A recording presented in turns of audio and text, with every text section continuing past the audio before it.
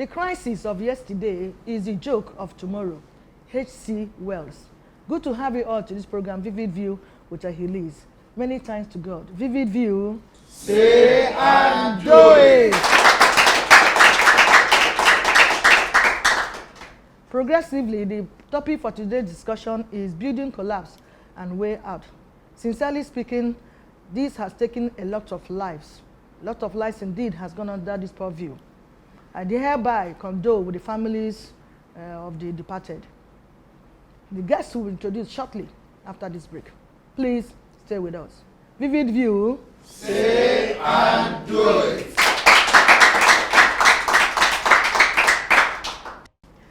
Welcome back. In case you're just joining us, the topic again is building collapse and way out. And with me in the studio is an engineer. Let's make welcome Engineer David K. Anyibiowu. Vivid View. Say and do it. Before discussion proper, please follow us on our social media handles are displayed on the screen. Welcome again, Engineer. Thank you, ma'am. Okay, so without wasting time, let's just go straight to the business of today. So your perspective on the subject matter. Well, building collapse is an unfortunate incident. Nobody prays for it, and it's a huge economic loss, integrity problem, and it's a terrible situation that ought to be averted. So we hope that with this program we will be able to have some clues on what is going on, even in the industry itself. How do you see a building? What are the things going on before you even see a building? And so many things. I believe by the time we finish, there will be some insight into the whole thing. Yeah. Thank you very much. Yeah. Thank you.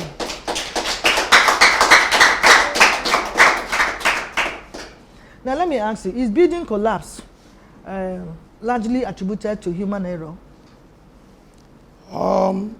Well, before I will answer the question, we need to know what's going on, or what has gone on in a building. Building project itself will start with an idea conceived by a client. And by the time the client is thinking about what he wants to do, there will be need to make consultations with professionals, architects, engineers, quantity surveyors, all other professionals that are involved in the building project. At that point, they will come together, working on the desire of the client, and seeing how they will put it into fruition. And this has to do with preliminary planning, design itself, before the cost estimate will also be done, from which also all those planning program will be concluded. Thereafter, there will be selection of contractors. That is the bidding process, from which they will narrow on the particular contractor that will do the job. It is when all these things are concluded, then you see a building being, constructed on site. So from the question now, when we are talking about human error, so all these processes are they are being undertaken by human beings based on knowledge and expertise and whatsoever. So we can say human error by not taking care of certain things at the pre-planning stage, and also when the construction is going on. There could be some little negligences or some compromises that may ought not to be, and then maybe synergy. Then also we have to understand that all these papers and everything, drawings that are being prepared, they are to be submitted also to the government for government approval. before this thing can be done. So you can see that the whole process lot of things, yeah, is all about human. Okay. It's only from one stage to another. Stage. So error can come from any of these stages. Yeah. Thank you. Okay.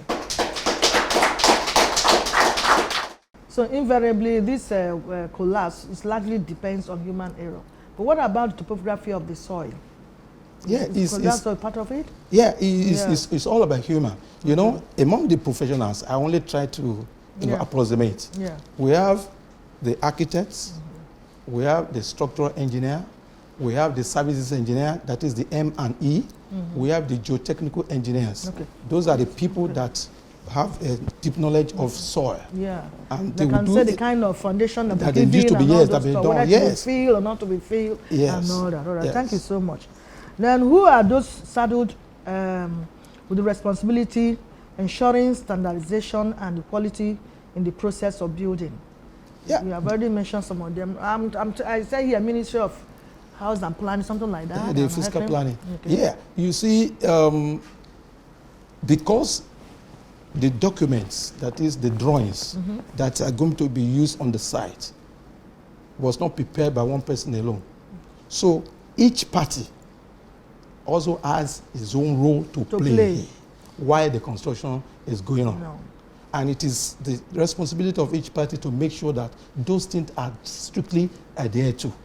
But when you have a situation whereby what you have in the drawing is being, altered, then there could be problems like this. So it is the responsibility of every professional to make sure that whatever is being done on site is under strict supervision. Because you mentioned government. Yes. So this ministry now is actually under government. Yes, so why government will come in, which is important, is that the documents were submitted to government for approval. Yeah. So government too has a responsibility to make sure that what we approve is also what is being done in collaboration with the professionals on site. Okay, so which means as the building goes on, there could be a time the government status or officers will visit the site. Yes, to see what they is have going on. They have the model for the operation. Okay. Yes. That's fine. Okay. Okay. You also mentioned maybe some collaborations or certain things people maybe they start conniving or because Nigeria is so corrupt, or our society is already so corrupt. But do you think there could be maybe because of money and this corruption I just mentioned, I intend to build a hotel, and I come to the government, I approach government and say, please, now hotel I want to build. I have a friend, and the friend that wants government say, no, say you are going to build hostel. If you mention hotel, you're going to pay much money. But if you mention hostel, the charges you're going to pay will be fee you're going to pay will be less. Do you think such thing really happen? Well, there are possibilities, but the truth is this. If you come to because if that happens, yes, if that means from onset there's already a problem. Because I have the intention to build a hotel, not hostel. Hostel, they are different. I hope you understand what I'm trying to say. Yes. So I'm trying to say where human error comes in. Yeah. Now I'm a staff now at Ministry of House and Planning, and I have my way, maybe I know the organs or whatever, and I just say, look, bring so and so money, I put it in my pocket, bring so just say they want to build hostel, not hotel. If you mention hotel, there are maybe certain fees you're expected to pay. If you mention hotel, it will be higher than hostel, for example. So that instead of paying that, saying a hotel, now the same foundation they will lay, that kind of a thing. And yes, because me, I just want to, you understand, I'll just keen. But what I'm saying is, at the end of it, it's also the owner that will lose out. Yes. At the end. Yes. You see, when you call somebody, so a lot of such things are in existence, really. Yeah. When you call somebody a professional, a consultant, you understand, your integrity is at stake, and then everybody wants to work towards the success of the project. And in a situation whereby things like that, things like that are going on, then we should know that there is going to be a big problem. So it's more or less, I would call a systemic issue, as a result of loopholes, which has to be addressed. Well, what we're doing here is to find a way out, yes, so that we stop all this. I think people are hearing me. If this kind of arthritis actually going on, please, disease from it. That money is just temporary. And look at the lives that we have lost when the building collapsed. So I go to the government, tell them exactly what you want to build. If it's a hostel, if it's a hotel, if it's a house, that's the residential area, please let it be clearly stated so that we know the kind of foundation that will be given from the beginning. So for us to avoid these incidences, it's really too sad that people will just stay in the house and everything will just go down like that. Yes, please, Madam, please. Permit me to do a little bit of elaboration. Yes, that's fine. That's fine. That's why we're here. The composition of the professionals. You see, the architect is the one that will design how the building should look like based on the brief received from the clients. Yeah, exactly. I want my house to bend this way, to do this way, to do this way, to do this way, and the purpose of the building itself. So the architect is trained to be able to put that. A lot of compromise. That's what we're saying now. Yeah, to put in place. Because of money. Then the structural engineer is the one that will make sure by design, by training and everything that that building stands by scientific principles and designs and details. You understand? Then all the electrical fittings, mechanical fittings, everything that will be there is the responsibility of the services engineer, that is the M&E, that will take care of fire alarms, that will take care of acoustics, that will take care of heating and ventilating, and everything that has to do. And everything, yes. So that is the responsibility of the services engineer. You understand?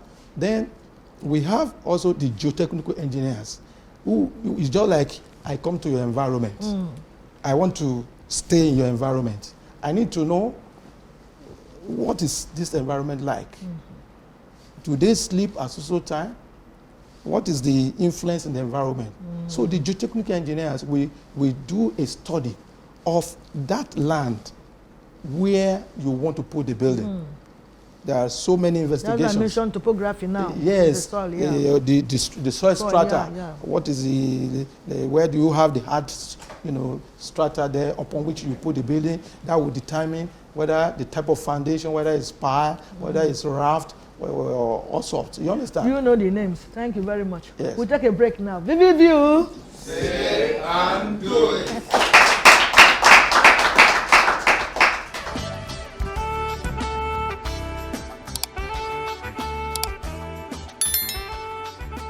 This is Vivid View.